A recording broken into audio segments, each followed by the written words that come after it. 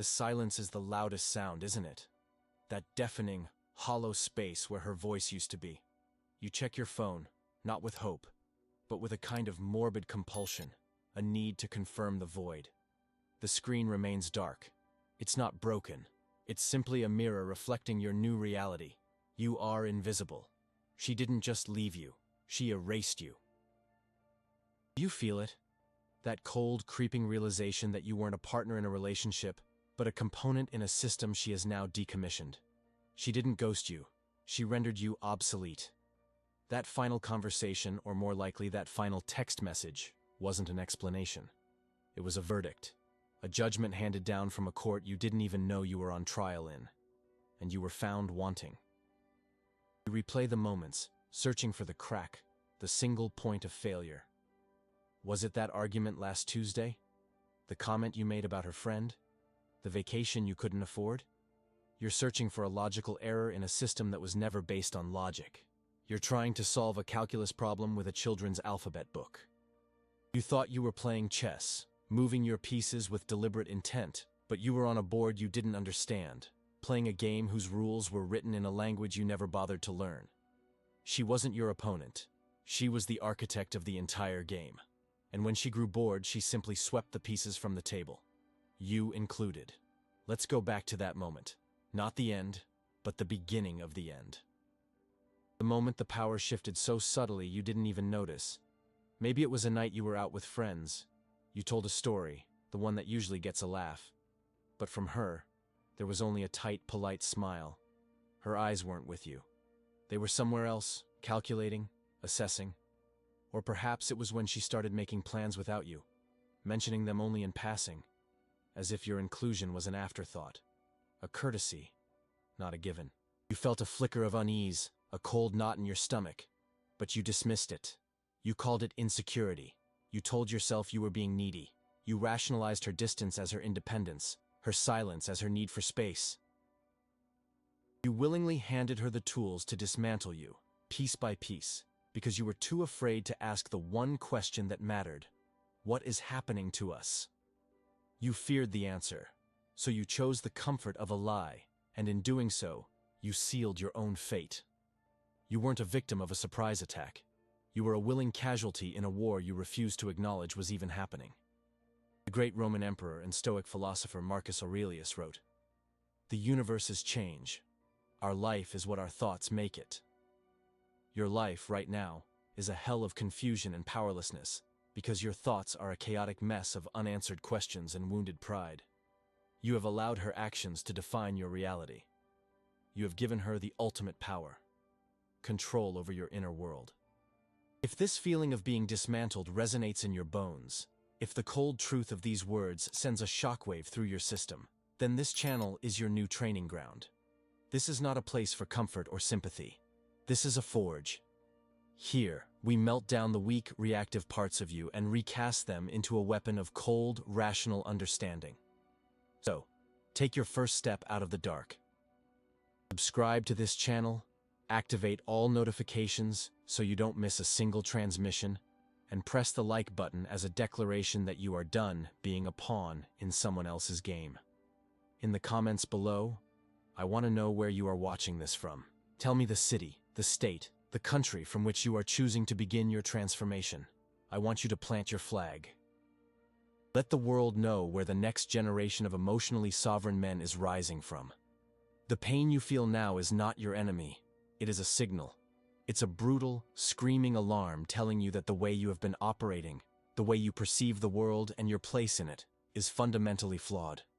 You've been navigating the treacherous currents of human relationships with a torn map and a broken compass. You sought to please, to provide, to perform, believing that was the price of admission for her loyalty and affection. You treated her like a puzzle to be solved, a fortress to be conquered, or a prize to be won. And in all of this, you missed the entire point. You never understood the fundamental, non-negotiable emotional drivers that were truly running her operating system. You were so busy trying to impress the queen that you never realized her entire kingdom was on the verge of collapse from within. Her primary need wasn't for a jester or a knight, but for an architect who understood the invisible foundations of her world. You saw her anger as an attack, her sadness as a weakness, her silence as a punishment. You reacted to the symptoms, throwing solutions at problems you couldn't even define. She said she felt unheard, and you bought her a gift. She said she felt unsafe, and you told her she was overreacting. She said she felt undervalued, and you listed all the things you had done for her, as if love were a transaction to be audited. Every single one of your responses pushed her further away. Every attempt to fix the situation only confirmed her deepest fears about you, that you were incapable of understanding her. Not unwilling, incapable. And for a woman, a man who is incapable of understanding her emotional reality is not just a poor partner.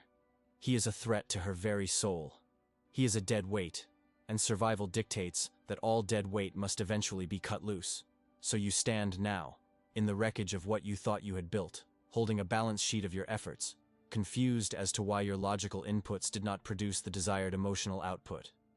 You are a scientist whose experiment has failed spectacularly, and you keep blaming the chemicals instead of questioning your own flawed formula.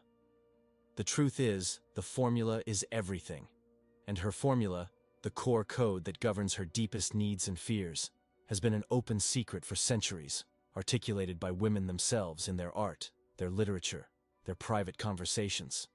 But men, for the most part, have not been listening. They have been waiting for their turn to speak. They have been preparing their defense, their rebuttal, their solution, while the core message went unheard. This is the great tragedy of modern relationships. Men and women living in the same house, but speaking two completely different languages, with neither one providing a translation. But what if I told you that the translation exists?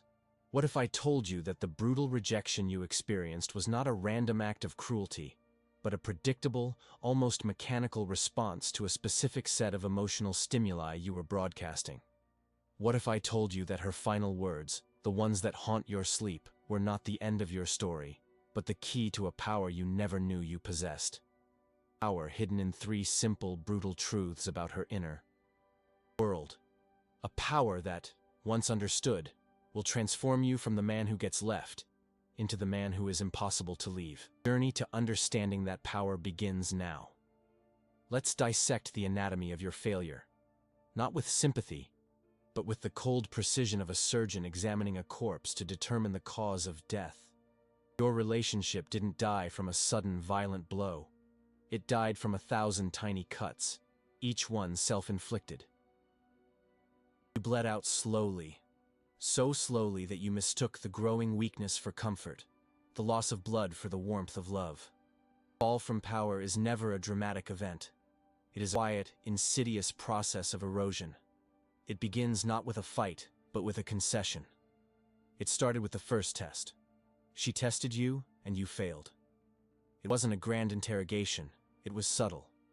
She said she didn't like that shirt. You stopped wearing it. She made a passing comment about your friends being immature. You started seeing them less. She expressed discomfort with you going to the gym at a certain time. You changed your schedule. Each of these was a probe, a small sortie sent to test the strength of your perimeter. And each time, you didn't just open the gate, you rolled out a red carpet and offered the key to the city. You called it compromise. You called it being a good boyfriend. The real term for it is abdication. You were the sovereign of your own life, and you willingly handed over your crown because you were afraid of her temporary emotional displeasure. She tested.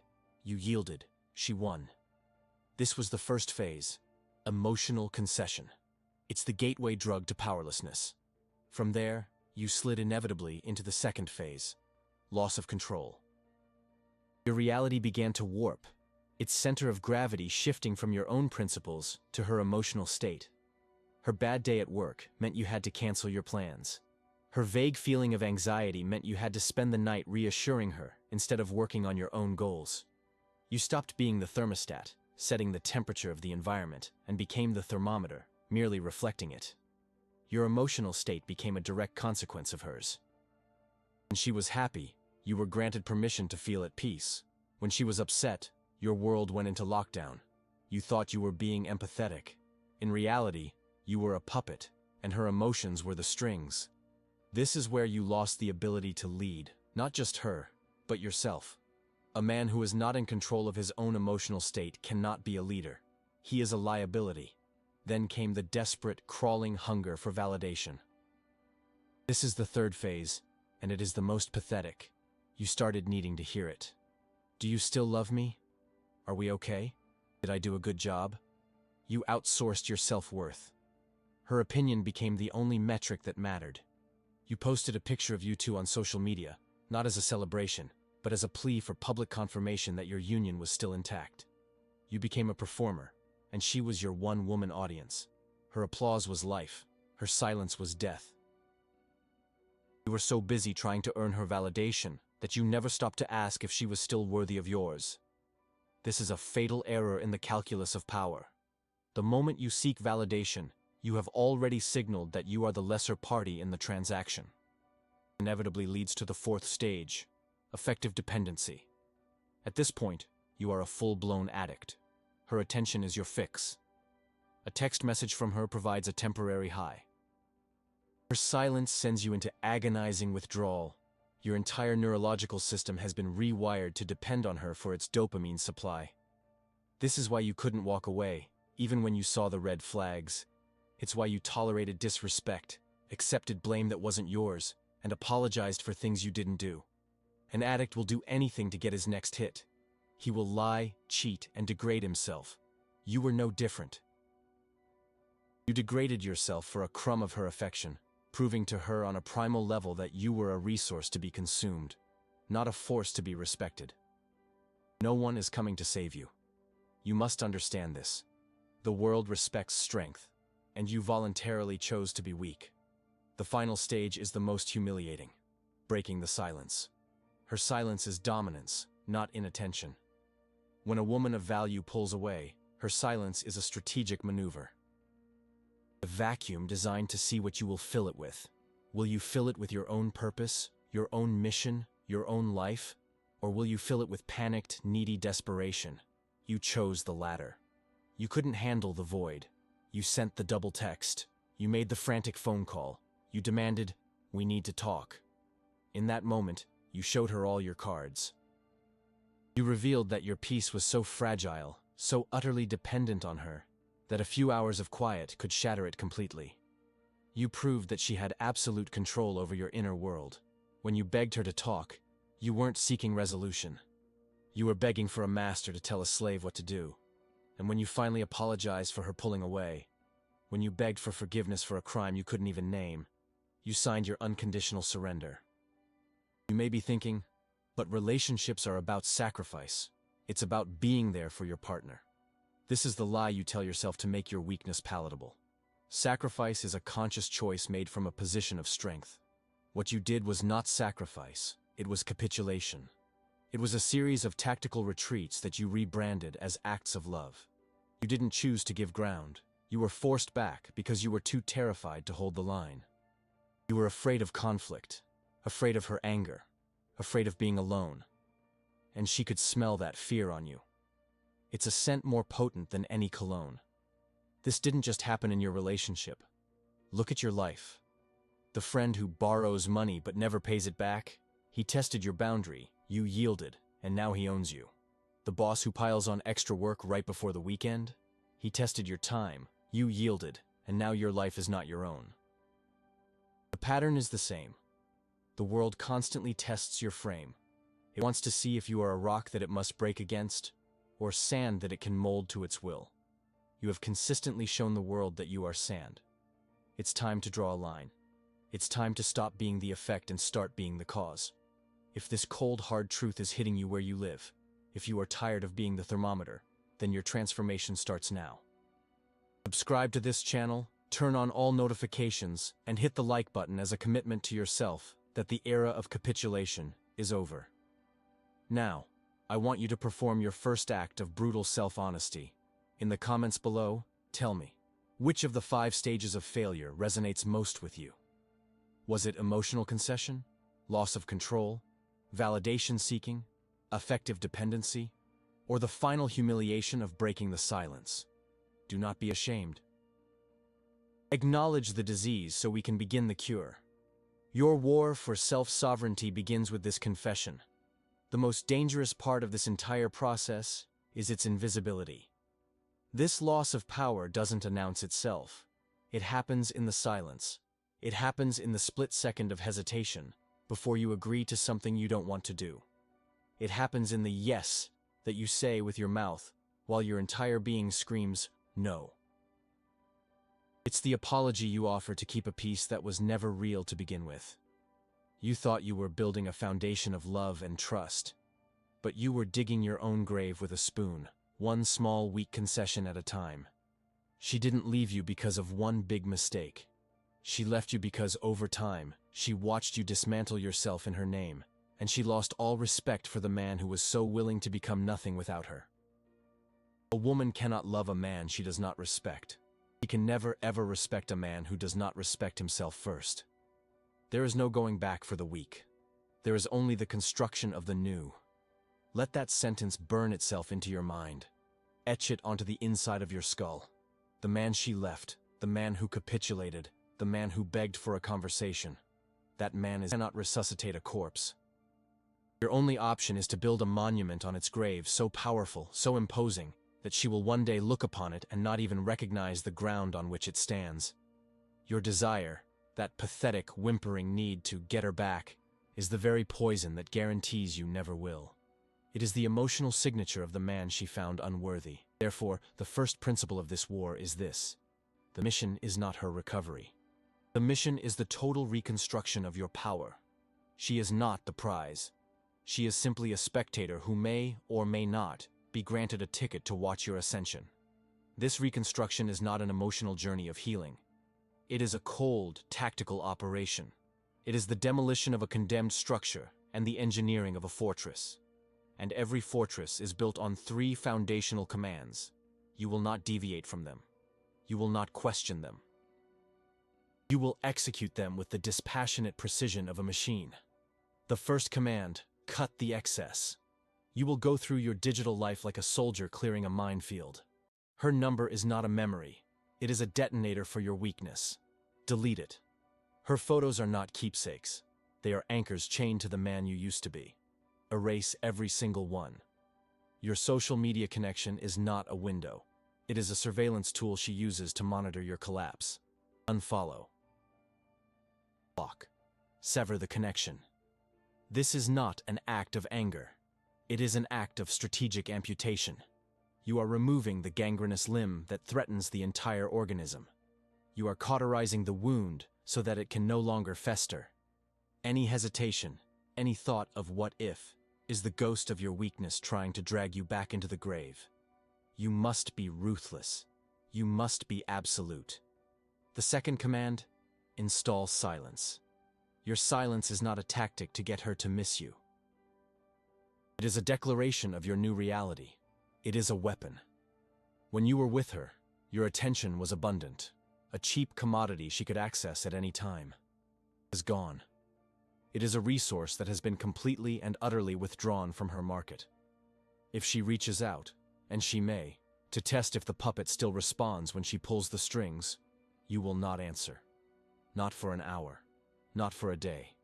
You will not answer at all. Each unanswered text, each ignored call, is a brick being laid in the foundation of your new frame. You are communicating, in the only language power understands, that her access has been revoked. She no longer has a key to your emotional state. You are a vault, and she doesn't even know the combination exists anymore. Do not reconquer. Replace with a sharper silence. Her imagination will do more work than your words ever could. She will wonder. She will speculate. She will fill that void with her own anxieties. You will be occupying more space in her mind through your absence than you ever did with your desperate presence. The third command: control the reaction. This is the internal war, the most difficult battle you will face. Your body, your mind, has been conditioned like a lab animal. The notification sound is the bell that promises a reward. The sight of her name is the signal for a dopamine hit. You must break this conditioning. You will feel the urge, the gnawing, physical craving to check her social media, to ask a mutual friend about her, to drive by her house. This is the addict's itch. You will recognize it, you will acknowledge it, and you will deny it. Every time you resist that urge, you are rewiring your own brain. You are seizing control of your neurology. You are teaching your body that its master is not an external source of validation, but your own sovereign will. This internal discipline is the source of all external power. A man who cannot control his own impulses can never control his environment. He is a slave to his own nervous system, and the world will treat him as such. With these 3 commands as your operating system, you begin the 4 pillars of reconstruction. This is not hope, it is a plan. First, reinstall scarcity. You will vanish from her life so completely that she will begin to question her own memory of you. This is not about hiding. It is about becoming so engrossed in your own mission that you genuinely have no time or energy for her. You will announce your departure. You will simply be gone. You will fill your schedule to the breaking point with productive, self-improving activities. You will be an absence that carries weight, not a presence that begs. People only value what is scarce. You made yourself common. Now, you will make yourself a legend in your own life, spoken of in whispers, a man who is too busy building an empire to be reached. Second, minimal and unpredictable interaction. In the unlikely event that contact is unavoidable, a logistical necessity, a chance encounter, your interaction must be a steel wall, brief, polite, and utterly devoid of emotion. Think of it as a business transaction. State the facts, get the necessary information, and terminate the engagement. There will be no reminiscing, no inside jokes, no hint of warmth. You are a stranger she used to know. Your responses, if any are absolutely required, will be delayed and unpredictable. Sometimes you might answer a logistical text in 5 minutes. Other times, in 5 hours. Or not at all. You are destroying the pattern of predictability that made you weak. Force of chaos she cannot map. She cannot anticipate you, and therefore, she cannot control you. Third, total focus on hierarchy. Your emotional energy is a finite resource. You have been pouring it into a black hole. Now, you will redirect that fire hose of energy onto the things that build real, tangible power in the world. This is your new obsession. The physical hierarchy. You will forge a new body in the gym. This is not for her. This is for you. It is the physical manifestation of your newfound discipline. Every painful repetition is an act of rebellion against the weak man you were. The financial hierarchy. You will become a monster in your career or business. You will work longer, harder, and smarter than ever before. Money is a tool. It buys freedom, options, and power. Your bank account will become a scoreboard for your focus. The social hierarchy. You will rebuild your social circle with strong, ambitious men. You will cut out the weak, the complainers, the sycophants. You will be seen in public, not moping, but laughing, engaging, and leading. Your social value must be seen as skyrocketing in her absence, proving that she was not the source of your light, but the lampshade dimming it. Fourth, and finally, the symbolic hierarchy. You will master a skill, learn a language, a musical instrument, a martial art. Something difficult, something that requires discipline. This becomes a symbol of your transformation. It is proof that you are a man who creates, who builds, who conquers new domains, not a man who waits by the phone. This new version of you must be so compelling, so far beyond the man she left, that the two are unrecognizable. A man who wants to be loved will be discarded. A man who imposes his presence will be feared. And by feared, I mean he will be met with a profound and instinctual respect. The kind of respect a woman feels for a force of nature, something she can admire, something she can desire, but something she knows she can never, ever control. If you are ready to stop being the ghost in your own life and start becoming the architect of your own fortress, then your work begins now. Subscribe to this channel, activate all notifications so you do not miss a single command in this war, and press the like button as your sworn oath to the man you will become. Now, for your first mission. In the comments below, I want you to declare your first tactical move. What is the one concrete action you will take in the next 24 hours to begin cutting the excess from your life? Will you delete the number? Will you block the profile? Will you sign up for the gym membership? Do not tell me what you hope to do. Tell me what you will do. Plant your flag. Your reconstruction begins with this public declaration. This is not about getting her back. This is about building a man who would never have lost her in the first place. The throne is empty. It is time to claim it. And so we arrive at the end of the beginning. Let's return to that cold room, to that dark phone screen, to that deafening silence where you felt yourself being erased from existence. You believed you were made invisible, a ghost haunting the ruins of a life you thought you were building. You were wrong. That was not an erasure. That was an initiation. She did not render you obsolete. She rendered you free. The chains you mistook for an embrace were shattered, and in your ignorance you mourned the loss of your own prison. You were a king who had forgotten his own name, willingly living in a servant's quarters. And she, in an act of unintentional mercy, threw you out into the courtyard of your own abandoned castle. You wept on the doorstep, begging to be let back in, not realizing the entire kingdom was already yours. The ultimate power is not found in winning the game she set.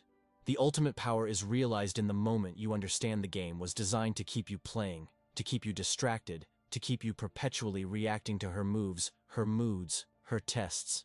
You were so focused on anticipating her next move on the chessboard that you never looked up to see that she didn't even own the board. The rules were arbitrary, the pieces were meaningless, and the prize was a lie.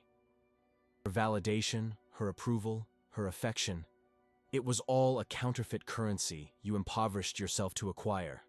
The goal is not to checkmate the queen. The goal is to burn the entire board and walk away, leaving her to rule over a kingdom of ashes. Your silence, the one you are now building brick by painful brick, is not the same silence she used against you.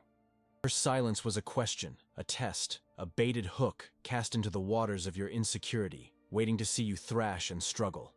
Your silence is an answer. It is a verdict. It is the cold, serene, and absolute silence of deep space. It is not the absence of sound. It is the presence of a new universe she is not invited to, a universe where she does not exist. She will try to breach it.